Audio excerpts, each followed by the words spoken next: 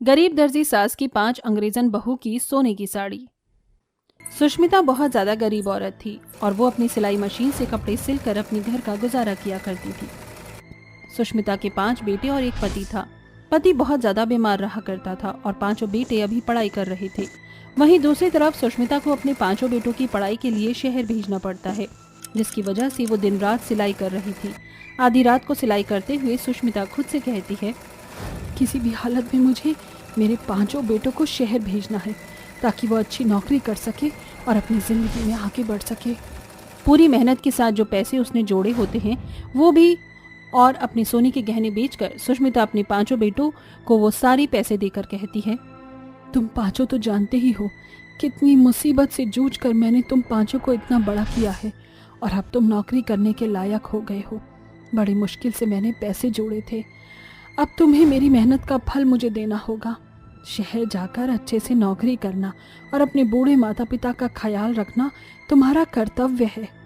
माँ, आप चिंता मत करो, सब ठीक हो जाएगा। और हाँ, मैं हर महीने काम कर आपको पैसे भेजा करूँगा।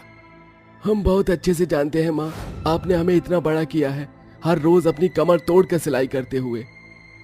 और माँ, हम आपकी मेहनत को जाया नहीं होने देंगे, ये हमारा आपसे वादा है। सुष्मिता की आंखें भर आती हैं। वो अपने पांचों बेटों को गले से लगाती है। तभी सुष्मिता का पति सुनील उससे कहता है, अरे भाग्यवान, अब यहीं पर अपनी ममता दिखाती रहोगी या अपने बेटों को रेलवे स्टेशन छोड़ने भी जाओगी? अरे हाँ, मैं तो भूल ही गई थी, कहीं तुम्हारी ट्रेन निकल ना जाए। चलो अपना सामान उठाओ। सुष्मिता अपने पांचों बेटों के साथ रेलवे स्टेशन पहुंच जाती है, जहां वो अपने पांचों बेटों को खुशी खुशी शहर भेज देती है। इसके बाद सुष्मिता अपनी ख्याली दुनिया से निकलकर बाहर आती है और अपने पति सुनील से रोते हुए कहती है, एक एक रुपया जोड़कर मैंने अपने पांचों बेटों को भेजा है। आज उन्हें गए हुए पूरा 1 साल हो गया है। उन्हें तो अपनी माँ की और पिता की जरा भी चिंता नहीं कि उनके बूढ़े माता पिता कैसे कैसे करके गुजारा कर रहे हैं। ऐसा ही होता है सुष्मिता, बच्चे छोटे होते हैं तो माँ बाप के सहारे बड़े होते हैं और जब बड़े हो जाते हैं तो वो अपने लिए जीते हैं। ये तो दुनिया का दस्तूर है, चला आया है। सुष्मिता रो रही होती है कि तभी अचानक से उसके दरवाजे पर खटखटाने की आवाज आती है। सुष्मिता अपने आंसू पहुंचकर दरवाजे पर आती है और दरवाजा खोलते ही देखती है कि उसके पांचों बेटे 5 अंग्रेजन लड़कियों के साथ खड़े होते हैं। अरे बेटा, तुम पांचों यहाँ आओ, अंदर आओ। कितने दिनों बाद मैं तुम्हें देख रही हूँ। आखिरकार तुम्हें अपनी माँ की याद आ ही गई। लेकिन ये पांचों लड़कियाँ कौन हैं? ये तो यहाँ की नहीं बल्कि विदेशी लड़कियाँ लग रही हैं।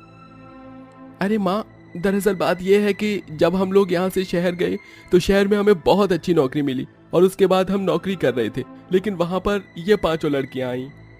मैंने तो सोचा भी नहीं था कि इस कंपनी में हमें 5 अंग्रेजन लड़कियाँ भी मिलेंगी। भाई, मैं तो इन्हें देखकर ही पागल हो रहा हूँ, ये कितनी सुंदर है। फॉरेन की लड़कियाँ तो होती ही ऐसी हैं, उन्हें देखकर हर कोई पागल हो जाता है। लेकिन तुम ही सोचो ना, ये हमें क्यों भाव देंगी? वैसे देखो ना, हम पांचों के साथ साथ वो पांचों भी हमें देख रही हैं। तुम चारों पागल हो गए हो क्या? हमारे माँ पिता ने यहाँ हमें कमाने के लिए भेजा है, ना कि लड़कियों को फंसाने के लिए, इसलिए अपने कामों पर ध्यान दो। तभी संजय की नजर ऐना पर पड़ती है। उसे ऐना बहुत प्यारी लगती है। वैसे हम पांचों भाइयों की पसंद तो एक जैसी ही है। उस लड़की को देखो ना, कितनी प्यारी लग रही है। फिर क्या था, वो पांचों भाई उन अंग्रेजन लड़कियों को पटा लेते हैं। इसके बाद वो अंग्रेजन भी उन पांचों से प्यार करने लगती हैं। वो पांचों भाई उनसे शादी कर लेते हैं, लेकिन किसी वजह से उन पांचों भाइयों को नौकरी से निकाल दिया जाता है। अब हम क्या करेंगे, कहाँ जाएंगे? तुम लोगों ने कुछ सोचा है या नहीं? और अगर सोचा नहीं है तो सोचो, अब हम पांचों तुम्हारी जिम्मेदारियां हैं, पत्नी है। मुझे बहुत जोरों की भूख लगी है। तुम्हारी नौकरी की वजह से अब हम लोगों को भूखा रहना पड़ेगा क्या? अरे, तुम पांचों पुतले बनकर हमारे सामने क्यों खड़े हो? कुछ बोलते क्यों नहीं हो? विनय, पुनीत, करण, रोहित, संजय, पांचों भाई बहुत ज्यादा परेशान हो जाते हैं और अब उन्हें कुछ समझ नहीं आ रहा था, जिसके चलते वो पांचों अपनी पत्नियों को उनके साथ उनके घर गांव वापस लेकर चलने के लिए कहते हैं। गांव में हमारी माँ और पिताजी हैं, हमें वहीं चलना चाहिए। हमारे पास और कोई चारा नहीं था, नौकरी कहीं मिल नहीं रही थी, इसलिए हम अपनी अंग्रेजन पत्नियों के साथ यहाँ पर आ गए।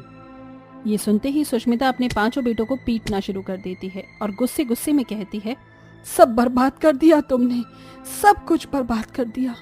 अरे एक एक पैसा जोड़ जोड़ कर अपना पेट काट कर भूखे रहकर मैंने तुम्हें पढ़ाया लिखाया, तुम्हें इस काबिल बनाया कि तुम कुछ कर सको, लेकिन तुमने शहर जाकर क्या किया? अंग्रेजन लड़कियों से शादी की और निकम्मों की तरह यहाँ वापस आ गए। तुम जैसे बच्चे तो होने ही नहीं चाहिए थे। सुष्मिता ऐसा कहकर रोने लगती है। उसके पांचों बेटे उससे माफी मांगते हैं। इसके बाद सुष्मिता को उनके ऊपर तरस आ जाता है और वो उन्हें माफ कर देती है। जिसके बाद वो अपनी पांचों अंग्रेजन बहुओं से कहती है, पता नहीं तुम्हें मेरी हिंदी समझ आएगी या नहीं, बस मैं ये कह रही थी कि तुम्हारा स्वागत मैं अच्छे से नहीं कर पाई।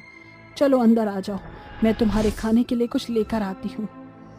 सुष्मिता का गरीब घर देखकर उन पांचों का बहुत अजीब मुंह बन जाता है। सुष्मिता उनके खाने के लिए चूल्हे पर कुछ बनाने चली जाती है तो वहीं वो पांचों अंग्रेजन बहू एक कमरे में बैठकर अपनी सास के बारे में चुगलियां करने लगती है। मैंने तो सुना था कि इंडियन लोग अपनी बहू की मुंह दिखाई की रस्म करते हैं, यहाँ तो कुछ भी नहीं हुआ। सही कहा, हमारी सास ने पहली बार हमें देखा और हमारे हाथ पर शगुन के पैसे तक नहीं रखे। अरे इतनी गरीब है क्या कि हमारी मुंह दिखाई तक नहीं कर सकती थी? पता नहीं कैसी ससुराल में आकर फंस गए हैं हम पांचों। इससे अच्छा होता कि हम पांचों शादी ही नहीं करते इन निकम्मे लड़कों से। वो पांचों ये सारी बातें एक दूसरे से कर ही रही थी कि तभी दरवाजे के बाहर खड़ी होकर सुष्मिता ये सब सुन लेती है। उसे इस बात का बहुत बुरा लगता है। जिसके बाद वो अपनी पांचों बहुओं की मुंह दिखाई की रस्म में देने के लिए साड़ियाँ सिलना शुरू कर देती है। वो खुद की मेहनत से बनारसी साड़ियाँ सिलती है और उसे अपने पांचों बेटों की शादी के लिए जो पैसे जोड़े हुए थे वो उन सभी पैसों को सुनार की दुकान पर ले जाती है और सुनार को 5 बनारसी साड़ियाँ देते हुए कहती है, मैंने अपने बेटों की शादी में तो कुछ नहीं किया, लेकिन अब अपनी पांचों बहुओं की मुंह दिखाई के लिए मैं सोने की कड़ी हुई साड़ियाँ उन्हें देनी चाहती हूँ। इसलिए सुनार जी, इन साड़ियों में सोने के पतले तार से बहुत प्यारी कढ़ाई करिए, जो कोई भी देखे वो ये साड़ियाँ देखता ही रह जाए।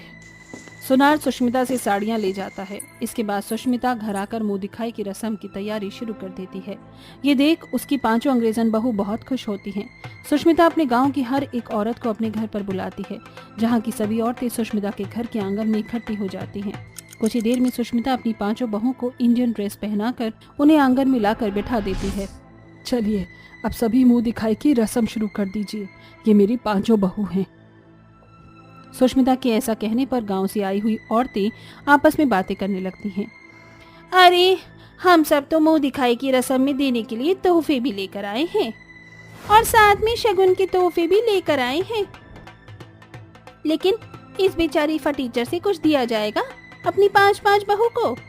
उनका ये बर्ताव देखकर सुष्मिता की पांचों अंग्रेजन बहू को बहुत गुस्सा आता है और वो वहाँ से खड़ी हुई बुराई करने वाली सभी औरतों को गुस्से से बोलना शुरू कर देती हैं। आप लोगों को हमारी सास के बारे में ऐसा बोलने का कोई अधिकार नहीं है। हमारी सास ने हमारे लिए जो किया है वो उससे भी बहुत खुश हैं हम। वैसे भी क्या फर्क पड़ता है, उन्होंने अपनी गरीबी के चलते इतना इंतजाम किया, उसमें भी हम लोग बहुत खुश हैं। ये देख सुष्मिता बहुत खुश होती है और उसके अंदर हिम्मत आ जाती है। वो सभी मेहमानों से कहती है, लोग कह रहे थे कि मैं क्या देने वाली हूँ, ये देखो मैं अपनी पांचों बहू को सोने की साड़ियाँ देने वाली हूँ। अभी तक पूरे गांव में किसी ने अपनी बहू को नहीं दी होगी। ये देख गांव के सभी लोग हैरान रह जाते हैं और उन सभी औरतों को भी अपनी गलती का पछतावा होता है, जिसके चलते वो अपना सर झुकाए वहां खड़ी रह जाती हैं। और इसी के चलते सुष्मिता अपनी पांचों बहू की मुंह दिखाई पर उन्हें सोने की साड़ी देती है।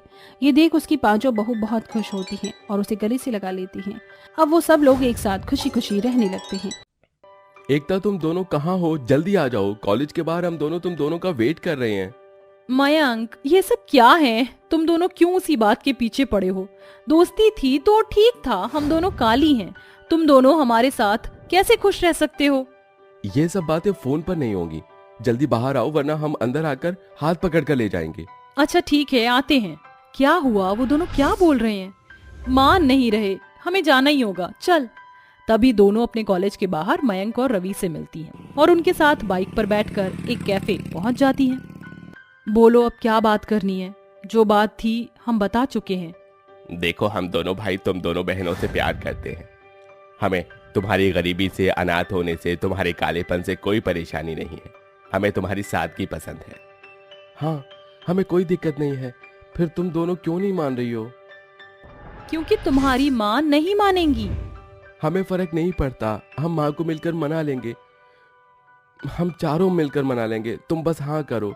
तुम दोनों हमसे प्यार करती हो या हम दोनों अपनी जान दे दें? हाँ, आज फाइनल कर ही दो। नहीं नहीं, ये तुम दोनों क्या बोल रहे हो?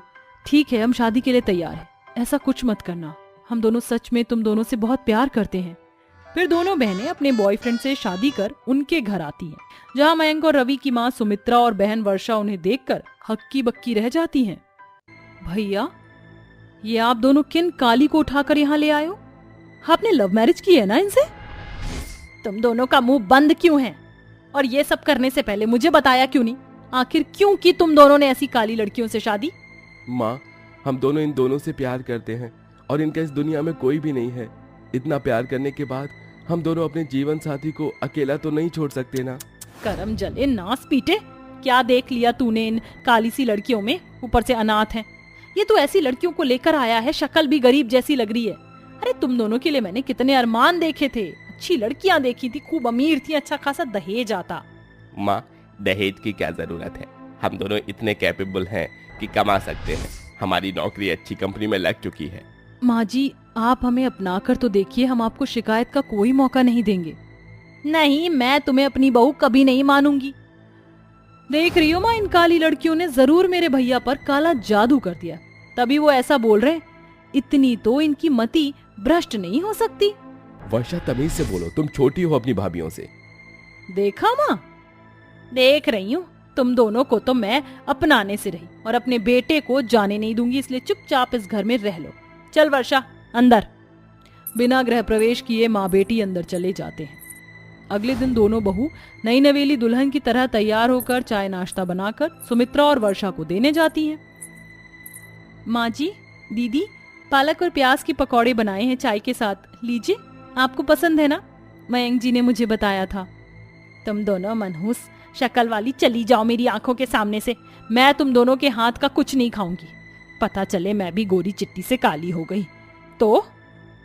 अरे जरा मेरे बेटे और हमारी शक्ल देख, दूध के धुले हुए हैं हम, और तुम दोनों खुद को देखो। वही दो माँ, पता नहीं भैया कौन से गटर से इन्हें उठाकर ले आए हैं। जाओ यहाँ से। वर्षा, जा जाकर कुछ बना ले। नहीं माँ, मेरा कुछ काम करने का मन नहीं कर रहा है। इन दोनों को नौकरानी की तरह रख लीजिए, यही बनाकर दे देंगी। सही कहा तूने, बहुरानी तो नहीं हो सकती हैं, पर नौकरानी की तरह काम जरूर करवा सकते हैं। चलो ये चाय नाश्ता यहाँ रख दो, अगर कुछ खराब हुआ तो तुम दोनों की खैर नहीं। माँ जी, आप निश्चिंत रहिए, हम अच्छे से काम कर देंगे। ओ निश्चिंत की बच्चियों, जाओ जाकर गरम गरम पकौड़े लेकर आओ। फिर दोनों चाय पकौड़े परोसती हैं और अपने पतियों को भी देती हैं। दिन गुजरते हैं, सास और नंद दोनों काली बहू पर अत्याचार करने लगती हैं। एक बार तो चाय से वर्षा का मुंह जल गया था, तो उसने गर्म पानी में रितिका का हाथ जला दिया था, और सुमित्रा ने भी खाने में ज्यादा नमक होने पर एकता को तमाचा मारा था। ये उनके लिए आम हो गया था। महीने गुजर जाते हैं, दोनों काली बहू पर अत्याचार करती रहती हैं। ऐसा होता हुआ उनके पति भी देख लेते हैं, तो एकता कहती है, अरे आप चिंता मत कीजिए, माँ जी की थोड़ी डांट फटकार नहीं लेंगे तो वो हम दोनों को अपनाएंगी कैसे? हमें भी तो अपना जैसा बनना होगा ना। पता नहीं, मुझे ये ठीक नहीं लग रहा। एकता, अगर कुछ ज्यादा हो गया है तो बता दो, तुम्हें इतना सहन करने की कोई जरूरत नहीं है। अरे आप चिंता मत कीजिए, मैं खाना लगा देती हूँ, हाथ मुंह धो लीजिए। ठीक है। ओ छोटी भाभी, जरा इधर आना, मेरे सूट सिलना आपको एक। दीदी बुला रही हैं, मैं जाती हूँ। फिर एकता वर्षा का सूट सिलने चली जाती है, जो कि उसे पसंद नहीं आता, और किसी से कॉल पर बात करते हुए एकता को बहुत खरी खोटी सुनाती है। रोते हुए एकता चली जाती है। अरे इतना क्यों चिल्ला रही है अपनी भाभी पर? अरे रणवीर, मैं तुझे क्या बताऊं, ऐसी काली भाभी की वो शक्ल देखना भी ना मुझे पसंद नहीं है, मजबूरी है मेरी, इसलिए मैं तो सुना देती हूँ। अच्छा, माँ बुला रही है, मैं कॉल रखती हूँ। दिन गुजरते हैं, दोनों काली भाभियों पर अत्याचार कम नहीं होता। वहीं वर्षा की शादी राघव से हो जाती है, जो कि कुछ समय बाद उस पर अत्याचार करने लगता है। ये कैसी बकवास चाय बनाई है तुमने वर्षा? तुम्हें मायके में कुछ किसी ने सिखाया है या नहीं? एक तो मुझे दहेज में तुम्हारे घर से न एक गाड़ी मिली है, न सोने की चेन, ना ही कुछ एसी वगैरह, गरीब कहीं की, और गरीब तुम्हारे मायके वाले। राघव, ये आप कैसी बातें कर रहे हैं? दहेज लेना ठीक नहीं होता है तो आप मुझे इस तरह मारेंगे क्या? चाय तो मैंने बिल्कुल ठीक बनाई थी, मैं जानती हूँ आप जानबूझकर ये सब कर रहे हैं। मुझसे जुबान लड़ाने की जरूरत नहीं है, समझी? तुम अपनी माँ से बोलो मुझे एक वैगन आर गिफ्ट करें। शादी को 2 महीने बीत जाते हैं। राघव उसे गरीबी और दहेज का ताना देता था। ये बात वर्षा ने सुमित्रा को फोन करके बता दी थी और सुमित्रा ने अगले ही दिन फोन करके राघव और वर्षा को घर बुला लिया। दामाद जी, ये मैं क्या सुन रही हूँ? शादी को 2 महीने हुए और आप मेरी बेटी के साथ ये सुलूक कर रहे हैं? और आपने ये क्या दहेज दहेज लगा रखा है? आपको ये नहीं पता दहेज लेना और देना कितना गलत होता है? अच्छा, अब आपको याद आ रहा है कि दहेज लेना और देना दोनों गलत है। अब यही सब आप अपनी दोनों बहू के साथ कर रही थी, उन्हें काले रंग के ताने दिए, और अब अपनी बेटी के साथ बुरा हो रहा है तो बहुत दर्द हो रहा है। और आप अपनी बहू के साथ ये सब करते हो तब कुछ नहीं, वो भी तो किसी की बेटियां हैं। हाँ, ये बात अलग है कि उनका दुनिया में कोई नहीं है। राघव की ये सारी बातें चारों बहू बेटे सुन लेते हैं और सुमित्रा को भी अपनी गलती का पछतावा होता है। दामाद जी, आपने तो मेरी आंखें खोल दी। आपने बिल्कुल ठीक कहा। मेरी दोनों बहुएं भी किसी की बेटी हैं। मैंने उन पर बहुत अत्याचार किया है। अरे तुम दोनों यही हो? एकता, रितिका बहू, मुझे माफ कर दो। हाँ, आप दोनों भाभी भी मुझे माफ कर दीजिए। अरे माँ जी, दीदी, जो हो गया सो हो गया, उसे भूल जाइए। हमने आपको माफ कर दिया।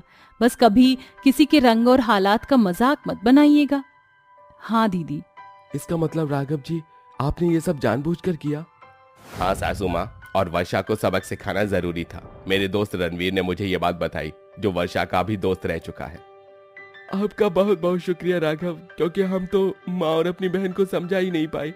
हालांकि ये सारी बातें हमारे सामने थी, पर आपकी तरह कभी एक्शन नहीं ले पाते। मयंक जी, रवि जी, मैं किसी के साथ अत्याचार होते हुए नहीं देख सकता। जो गलत है वो गलत है। बहू, मैंने तुम दोनों को अब दिल से अपना लिया है, इसलिए अच्छे से सारी रस्म और दोबारा शादी करूंगी। और दामाद जी, आप मेरी बेटी को परेशान मत करना।